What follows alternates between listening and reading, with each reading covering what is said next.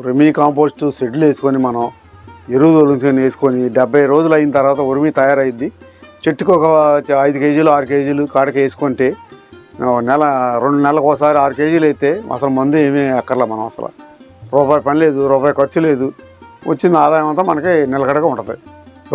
రైతుగా కానీ నేను చెప్తున్నా, నేను రైతుల వాళ్ళు ఎక్కువ ఇలాంటి పనులు చేసుకున్నాం అనుకో మనకు మెయిన్యూర్స్ గెయిన్యూర్స్ వాటితో పని ఉండదు, మెయిన్ కొట్టుకాడికి వెళ్ళే పని ఉండదు. మన సొంతంగా మనమే చేసుకోవచ్చు, మనం దిగుబడి కూడా ఎక్కువ పెంచుకోవచ్చు. రోగాలు ఏమి రావు అసలు. ఏమి ఈ ఆకులు ఎలాడ పడతాయి అన్నారు, టైగో ఇది అన్నారు, టైగో ఇరుగు కొట్టండి అన్నారు. ఏం కొట్టక్కర్లేదు అసలు, మామూలుగా చేసుకోవచ్చు. మనకి ఒక వచ్చే రూపాయికి అది నిలబడి ఉంటుంది. 2 సెట్లు వేసాను, 65, 70 రోజులకు వచ్చింది. టన్ను 6,000 చేసి అమ్ముతున్నాను. కింట 600, కింట 600, టన్ను 6,000. ఓకే. ఇది మీ సొంతానికి ఉపయోగిస్తారా, రైతులకు ఏమన్నా? రైతులకు అమ్మేస్తాను, సొంతంగా ఉపయోగిస్తాను. ఇక్కడ నుంచి కృష్ణా జిల్లా వరకు వెళ్ళిపోతుంది. ఇటు జంగారెడ్డి ఇటుగుడు. వర్మీ కంపోస్ట్ మధ్యన విస్తృతంగా వేశారు, చాలా మంది తీసేశారు. కారణం ఏంటంటారు? గిట్టగా తీసేశారు. ఎరువులు పోయి ఎన్ని కూలీలకి వాళ్ళకి తట్టుకోలేక తీసేశారు. మరి దీనికి డెవలప్ చేసుకోవాలంటే ఏం చేయాలండి? డెవలప్ చేయాలంటే మనం కొంత మనం సొంతంగా సేద్యం చేసుకోవాలి, కూలీలు పెట్టకుండా చూసుకుంటే మనకి అది డెవలప్ అయ్యిద్ది. అంతేగాని ఈ కూలీలను పెట్టి ఏం చేయాలంటే మనకి గిట్టది. మరి ప్రభుత్వం ఏమన్నా దీని మీద రాయితీ ఇస్తుంది? ఏమన్నా పట్టు షెడ్లు వేసినప్పుడు షెడ్లకి మనకి రాయితీ ఇచ్చింది. ఇది చేసుకుంటే బాగా దిగుబడి బాగా వస్తుంది మనకి. పామాయిల్కి కానీ దేనికైనా వేసుకోవచ్చు. అంటే ఇందులో ఏమేమి వేస్తారండి మీరు? ఇందులో ఏమీ లేదు, అచ్చంగా పేడేసి ఎర్రలేసి ఇంప్రూవ్ చేస్తాం. అంటే మీరు మాత్రానికి ఇంకా కాంప్లెక్స్ ఎరువులు కానీ ఏం ఉపయోగించరు అసలు? కాంప్లెక్స్ జీవామృతమును, యూరియా కానీ, వర్మీ కంపోస్ట్, జీవామృతం. వానపాములు నేలను సహజ పద్ధతిలో సారవంతం చేయటంలో ముఖ్య పాత్ర పోషిస్తాయి. అందుకే వానపాములను రైతులకు సహజ మిత్రులుగా చెప్పవచ్చు. వానపాము సహజంగా తేమగల నేలల్లో బొరియలు చేసుకుని భూమిలోని సేంద్రియ వ్యర్థాలను ఆహారంగా తీసుకుని సారవంతమైన మట్టిని విసర్జిస్తాయి. ఈ విసర్జిత పదార్థాన్ని వర్మీ కంపోస్ట్ అంటారు.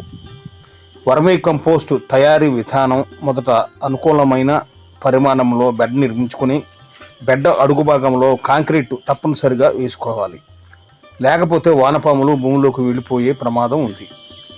బెడ్ పైన అధిక సూర్యరశ్మి, వర్షం పడకుండా పైకప్పు నిర్మించుకోవాలి. తర్వాత వివిధ రకాల పంట వ్యర్థాలను, పశువు ఎరువులను సేకరించి పెట్టుకోవాలి.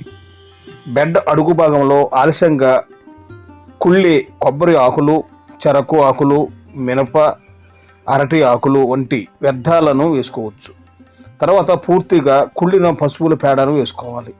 తర్వాత పంట పొలాల్లోని కూరగాయల వ్యర్థాలు, చెత్త చెదారం వేసుకొని 2 వారాల పాటు పాక్షికంగా ప్యాటర్న్ నీరు చల్లుకోవాలి.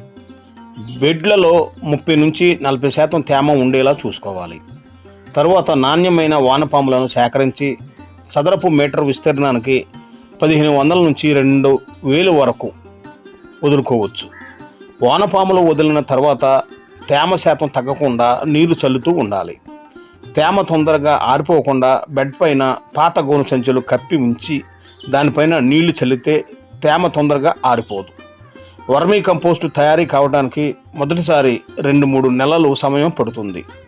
తరువాత వానపాములు సంఖ్య పెరగటంతో 3 నెలల కంటే ముందే వర్మీ కంపోస్ట్ తయారవుతుంది.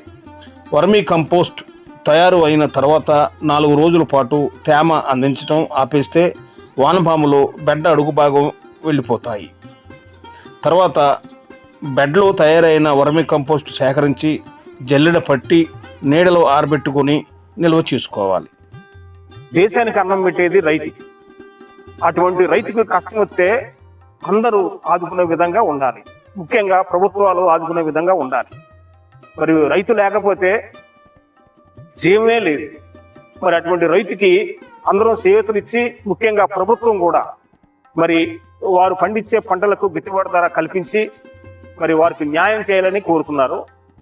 ఇది నేటి వీడియో.